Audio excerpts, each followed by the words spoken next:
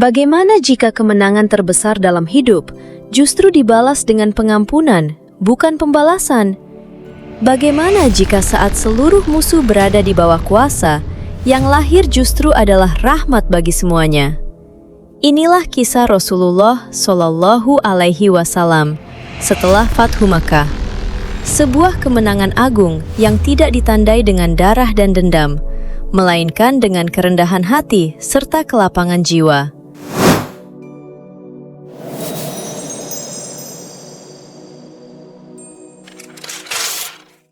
Makkah, kota yang selama bertahun-tahun menolak ajaran kebenaran, akhirnya kembali tunduk pada cahaya kebenaran, yakni Islam. Pada bulan Ramadan tahun ke-8 Hijriah, Rasulullah memasuki Makkah dengan kepala tertunduk, bukan sebagai penakluk yang congkak, melainkan sebagai hamba Allah yang penuh syukur. Kala itu, Ka'bah dibersihkan dari berhala-berhala, bukan dengan amarah, melainkan dengan keteguhan tauhid. Penduduk Makkah yang dahulunya memusuhi, kini berdiri gemetar menunggu pembalasan. Namun yang mereka dengar bukanlah sebuah hukuman, melainkan kalimat tulus yang mengguncang sejarah. Hari ini, kalian bebas. Maka, pada hari itu, Islam telah menang tanpa balas dendam. Dan dunia belajar bahwa kekuatan sejati bukanlah terletak pada pedang, melainkan pada pengampunan yang tulus. Namun kemenangan ini bukanlah akhir perjuangan. Di balik ketenangan Makkah, banyak kabilah-kabilah besar di Jazirah Arab yang mulai merasa terancam.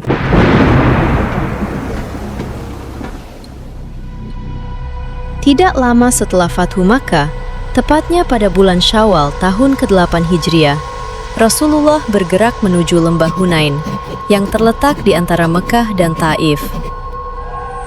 Kala itu, pasukan muslimin berjumlah besar, jumlah yang belum pernah dimiliki sebelumnya. Namun di Hunain, Allah mengajarkan sebuah pelajaran besar, bahwa kemenangan bukanlah karena banyaknya pasukan. Serangan tiba-tiba mendadak datang dari celah-celah lembah. Anak panah melesat dari balik bebatuan. Sebagian pasukan terkejut dan terpencar kemana-mana. Untuk sesaat, bumi terasa sempit meski luas terbentang. Namun, Rasulullah tetap berdiri teguh. Beliau tidak mundur, tidak juga gentar. Dengan suara penuh keyakinan, beliau memanggil pasukan yang tercerai-berai. Satu demi satu, para sahabat kembali. Barisan pun tersusun ulang. Dan ketika keteguhan kembali bersatu dengan tawakal, Allah kembali memberikan pertolongannya. Lembah Hunain menjadi saksi bisu bahwa iman lebih kuat daripada jumlah yang banyak sekalipun. Dan dari lembah itu, kaum muslimin keluar dengan hati yang kembali bersandar penuh kepada Allah Ta'ala.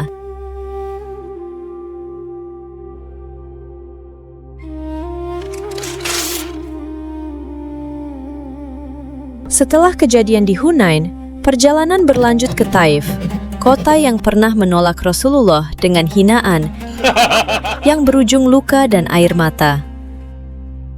Namun kali ini, beliau tidak datang membawa dendam. Beliau datang dengan kesabaran yang tidak pernah berubah. Saat pintu-pintu Taif akhirnya terbuka, yang keluar justru bukan kemarahan, melainkan penyesalan.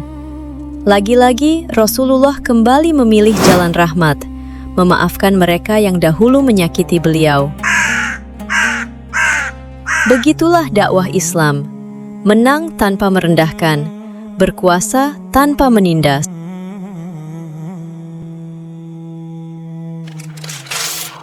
Hari berganti bulan, bulan berganti tahun, waktu terus berjalan.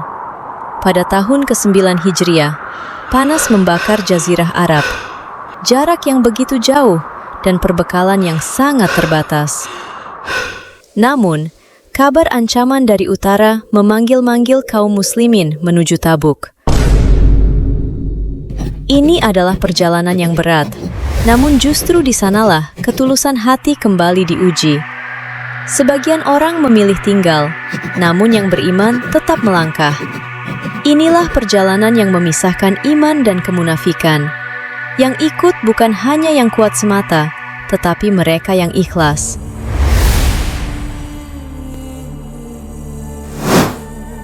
Di Tabuk, peperangan besar yang ditakuti pasukan muslimin nyatanya tidak pernah terjadi. Para musuh mundur tanpa adanya pertempuran. Perjanjian damai pun terjalin, dan Islam semakin disegani.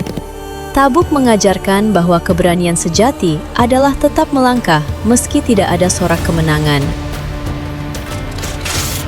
Setelah Tabuk, Jazirah Arab berubah. Tahun ke-9 Hijriah dikenal sebagai Amul Wufud, yang berarti tahun delegasi. Kabilah demi kabilah datang ke Madinah, bukan untuk berperang, tetapi untuk mengenal Islam. Di Masjid Nabawi yang sederhana, dengan tiang-tiang dari batang kurma, mereka duduk berhadapan dengan Rasulullah. Tidak ada singgasana, tidak ada kemewahan, hanya kebenaran yang disampaikan dengan kelembutan. Hati-hati pun luluh, syahadat diucapkan, persaudaraan pun terjalin. Tak sedikit dari mereka yang meneteskan air mata. Tak sedikit pula yang pulang membawa cahaya iman. Kala itu, Islam tidak hanya menang di medan pertempuran, tetapi juga menang di hati para manusia.